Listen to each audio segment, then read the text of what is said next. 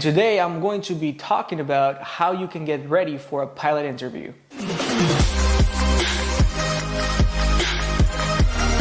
Naples Tower, November 8019 Yankee, ready for takeoff, only 5.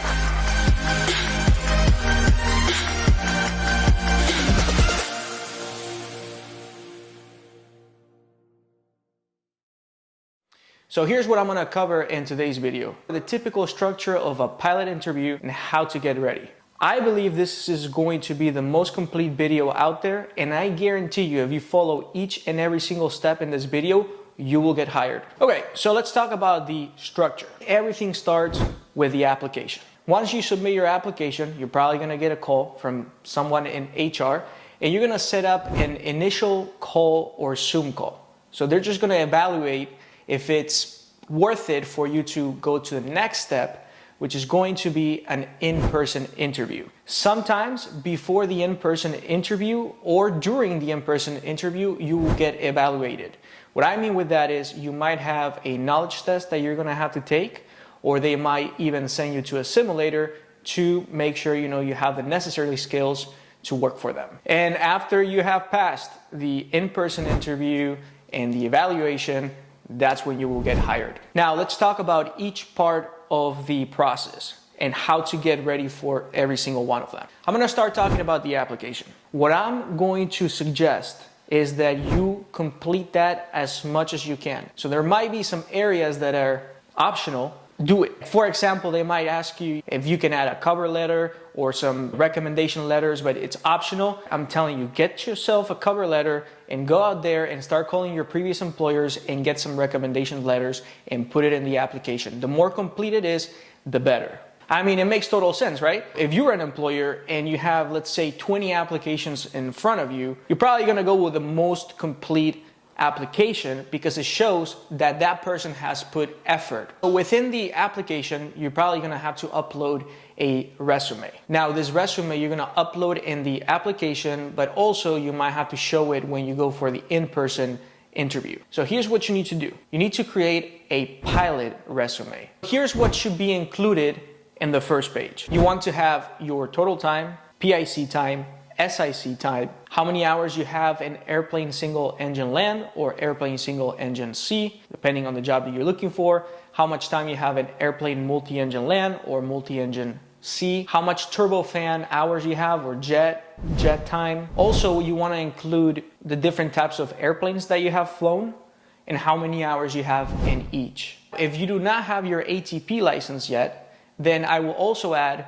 how much cross-country time you have and also how much nighttime you have. The reason why you want to add those is because the employer might want to know how far along you are in order for you to get an ATP license. In a different column, you can arrange the resume however you want, but you should include what certificates and ratings you hold. For example, if you have an unrestricted ATP, put it in there. If you have a commercial, multi-engine commercial license, put it in there. In my case, I also have a CFI license and AMP license, so in my resume I have those as well. You also want to include that you have a radio telephone operator permit. If you do not have it, apply for one because any job is going to require it. In order for you to fly internationally, you're going to need this. I'll put the link down below. All you have to do is pay and they'll send you one to your email. I also like including that I have a US passport and it's unrestricted, as well as the class of my medical certificate. Another thing that you should include in your resume is system knowledge.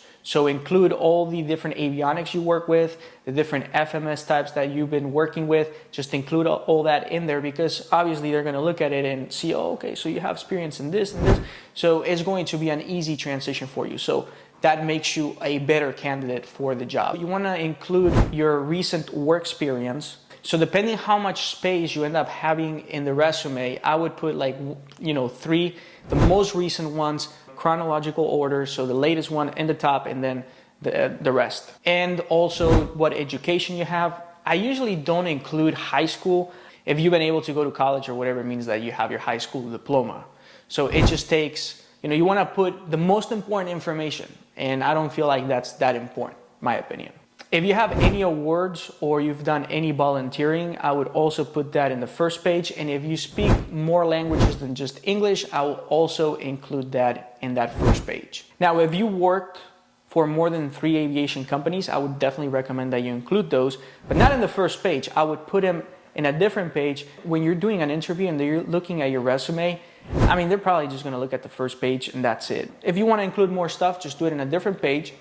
And also you wanna include different references, different people like your CFI or different teachers, flight instructors, whatever the case may be. You wanna put their name and their phone number. Obviously, ask them before you do that.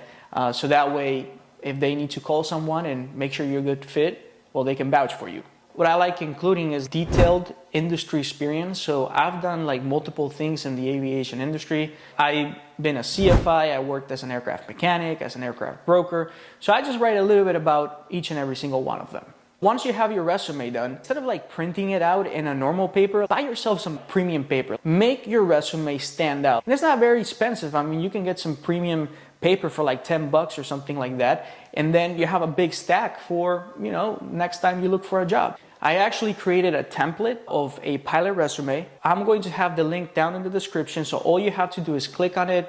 It's going to ask you a couple questions and you'll be able to download this resume. What I recommend is that you use Google Docs in order to make the edits because that's where I created this template. And I guarantee you it's going to help you a lot because, I mean, there's some examples and stuff like that out there in the internet, but I haven't been able to find like an actual template that you can download and just make edits. So for that reason, I created one for you guys. So go down there and download it. Let's talk about the cover letter. So this is, and I'm guilty for this, okay? So this is why I'm saying this. A lot of people skip the cover letter. It's not like a critical component of the whole application process, but if you create a cover letter, I mean, again, it's just going to show your effort and your dedication to get the job. Here's what I'm gonna do. I'm gonna be putting also a link in the description of how to write a cover letter, and it's by Flying Magazine, and I think is the best article on how to write one. So just read it, go through it, and then create your own cover letter. At this point, they're gonna go through your application and they're gonna be so impressed that they're gonna give you a call. And they're gonna try to set up either like an initial call or like a pre-interview, or they might just go straight for the in-person interview or Zoom meeting. Listen, it doesn't matter if it's in person or in Zoom. If they schedule something with you, I need you to go and get yourself a suit if you don't have one. If you do, make sure you show up to this Zoom meeting or interview with a nice suit. And I can't believe I have to say this, but I've heard there's people that still show up to interviews, especially a pilot job, in like normal casual clothes. Like, come on, people, like, get yourself a damn suit. Also, you need to research the company before you show up before any interaction. For example, my company, I did some research, the company that I work for, and I noticed that they're okay with pilots having a beard. I love my beard, like I don't want to shave it. But if I was going to like the airlines or like a NetJet or something like that, I mean, they don't allow you to have a beard, so you have to shave it. But apart from that, you also want to look into their culture. You want to see what type of airplanes they fly, and just be prepared to answer questions, but also be able to ask questions to them about the different airplanes or the culture or whatnot. Before I got hired in the current company, I did like really in-depth research about it. I even went to the division of corporations of the state that the company is located in and found out like who the owner is, and I researched the owner and I read all about him. I knew the whole entire process, how the owner of the company started the company, every single step, and actually he used to sell airplanes, so that's kind of like something that we had in common. So we actually talked about that because I ended up doing an interview with the owner as well. It impresses people. Again, I don't know how many times I said it, but I should put like a counter. But it shows your effort. Now, the evaluation process. Okay, so I actually interviewed with Silver Airways before I ended up getting the corporate job. And how they evaluated me was, before I even did the in-person interview, they had me do a knowledge test. And this knowledge test was literally going through Jefferson charts. What I would suggest is if you're going for a regional airline, Shepherd Air has different prepware for the knowledge test that these companies give you before the interview.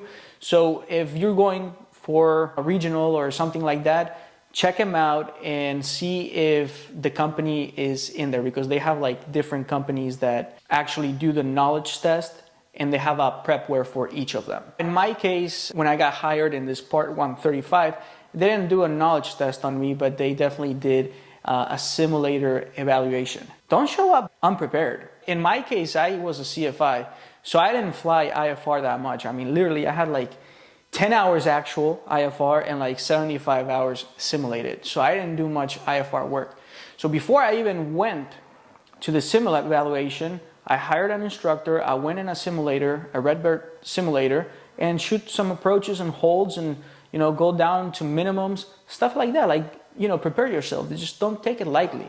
All right, so now the day of the interview has approached. So all you have to do is be yourself. They're just going to ask you questions about yourself. They're going to look at your resume. They're going to ask you questions about that. Like, they're going to look at the different dates that you worked in different companies. And they're just going to make sure that you are a good fit. But here's what I want you to do.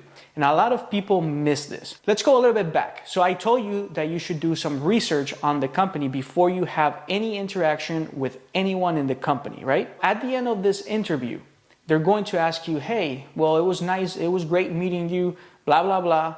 Do you have any questions for us? And a lot of people just, oh, no, I don't have any questions. Like, I'm just so excited, you know, to work it. No, ask them questions. I mean, at the end of the day, they are qualifying you. They're asking you questions about different things about your life and your career. They're qualifying you. You should also qualify the company. You want to make sure that they are a good fit for you. So if you haven't done any research, I mean, you're not going to be able to ask them questions. I'm going to give you an example. I fly the Lear 45. Well, Bombardier has recently shut all production down. So a good question in that case would be, hey, I know that Bombardier is not making any more Lear 45s and your whole entire fleet is the 45 series. What is the future plan of the company? You can ask something like that, because and they're going to give you an answer, and maybe they're going to tell you, well, we're actually looking into upgrading to, I don't know, Gulf Streams or whatever the case may be, and that may be a good thing for you. It might not, I don't know, but you also, the point is that you also want to qualify the company that you're going to be working for. This is going to impress them because it shows that you have done your homework, that you did research, and that you really want to work for them. All right, so that's it for today. If you feel like this video has helped you, I would really appreciate a thumbs up. If you like topics that are related to aviation, business, and travel, consider subscribing. Also, another thing I started doing is providing one-on-one coaching calls. So if you feel like you need a little more help on getting ready for your interview, or you have questions about anything aviation related, or even how to start a business in aviation, I'll put the link down below and you can schedule a private one-on-one coaching call with me. And other than that, I hope you guys enjoyed, and I will see you in the next video.